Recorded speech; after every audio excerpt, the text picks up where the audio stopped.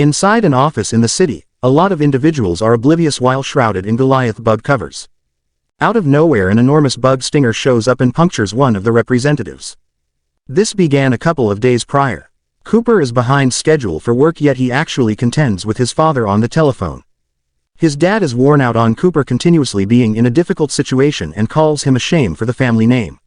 As Cooper attempts to persuade him he isn't a washout, he nearly gets hit by a vehicle, yet he evades it without a moment to spare.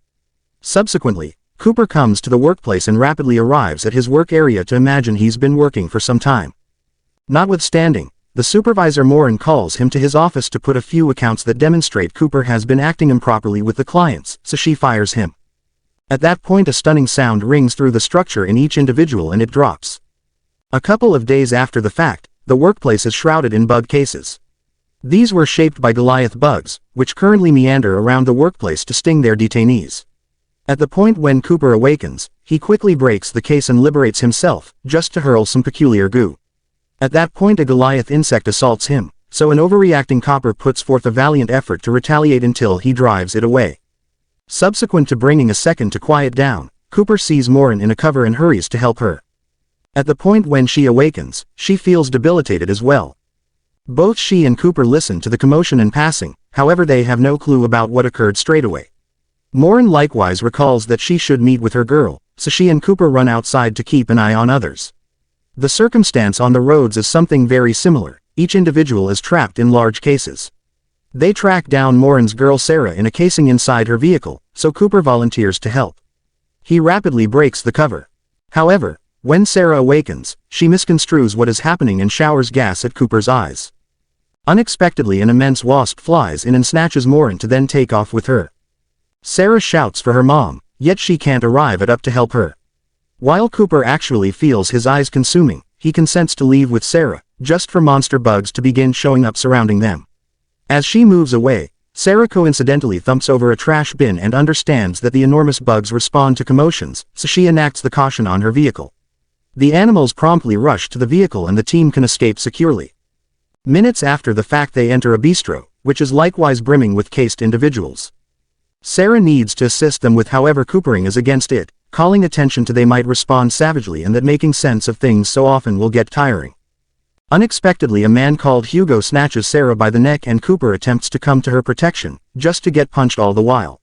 Then, at that point, another colossal bug shows up and assaults Cooper, so Hugo relinquishes Sarah and quickly kills the animal. While the folks are occupied, Sarah utilizes the opportunity to liberate 6 individuals from the cases, including a cop. The gathering consents to cooperate and examines how to continue. Roger says they ought to leave on his truck, however Sarah brings up the clamor would draw in the bugs. At any rate, declining to stand by listening to her, Roger and PJ abandon the gathering and get in the truck.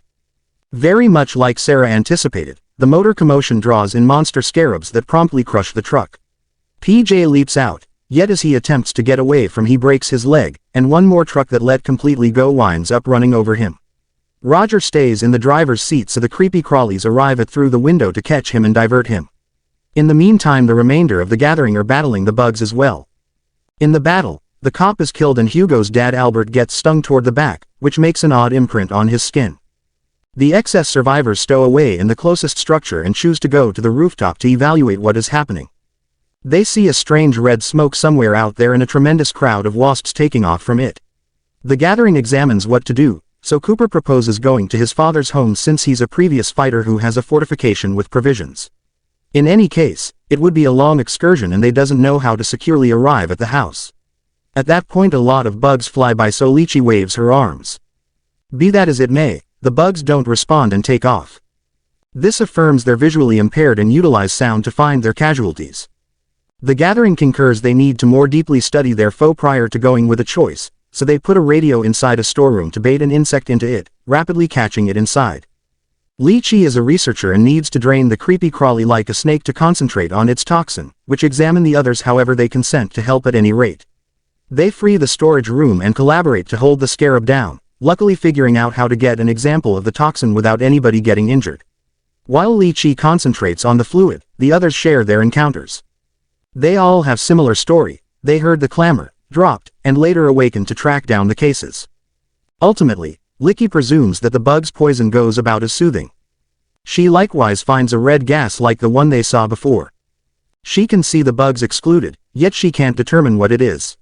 In the end, the gathering consents to remain in the structure for the evening and leave for Cooper's father's spot in the first part of the day while halting at each colleague's home on the way. Minutes after the fact, Cooper can't rest since he's certain he met Sarah previously, however he can't recollect where. He goes searching for something to eat, however when he gets a crate, typical bugs start slithering. Cooper gets terrified in any case and promptly drops the container, just to get alarmed again by Cindy. She makes sense of she chips away at television and needs to leave with him to the studio to attempt to call somebody for help. Cooper prefers the thought and says they can return for the others in the first part of the day, yet Cindy says she just needs to leave with him. Creeped out, Cooper drops the arrangement. The following morning, the gathering awakens when they hear an uproarious commotion coming from the wardrobe. It appears to be the insect is attempting to get away and is shrieking to call its pals for help, so Albert simply breaks into the wardrobe and rapidly kills it. The gathering concurs now is the ideal time to leave. However, Leachy chooses to remain behind and wake up whatever number individuals as would be prudent in light of the fact that they could assist with battling the animals. The group leaves, and keeping in mind that they walk, Cooper attempts to converse with Sarah, however he acts like a screwball and Sarah calls him youthful. This winds up with both utilizing mockery to affront one another. Minutes after the fact, they show up at Albert and Hugo's home and Cooper goes inside with them to search for Hugo's mother. While pausing, Sarah is stunned to find a note with Cooper's telephone number in her pocket. Inside, the threesome is upset to track down the mother dead. An enraged Albert tries to snatch a weapon prior to rejoining the others. Cooper attempts to bring up that the commotion of discharging a firearm will draw in additional foes, however Albert disregards him. The gathering continues onward and comes to Cindy's siblings' home. There are a few group-in cases in the yard, dubiously coordinated in a line. At that point Cindy's sibling emerges from the carport conveying another case and uncovering his change. He's turned into a half-bug freak. At the point when he sees the gathering he quickly assaults and wounds Cooper in the disarray. Cindy attempts to interface with him, however the person isn't human any longer and can't comprehend. He has a similar outlook as a monster and promptly gets her, so Hugo needs to save her. Cindy asks the gathering not to kill her sibling, but rather it's unmistakable the person can't be saved, so Hugo and Albert cut him to death with forks. The gathering races to Cindy's home to go through the evening and Hugo and Albert lock every one of the windows and entryways. While Sarah treats Cooper's injury, he says on the off chance that he at any point turns, she ought to run as opposed to hitting him. He likewise concedes that he generally longed for what he would do during the end times. He needed to live in the forest with a young lady like Sarah and repopulate the planet. The pair talks for some time and starts holding. Particularly when Cooper shares that he has of late lost his mom as well. In the interim Albert is investigating the house and begins to feel unwell. At the point when he catches Sarah, he doesn't inform her regarding his aggravation, yet he requests that she deal with his child like she deals with Cooper. Soon thereafter, Cooper abruptly is stirred by Cindy, who is lamenting for her sibling.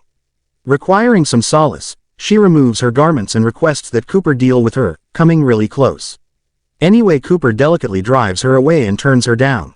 Hurt, Cindy leaves the room in huff.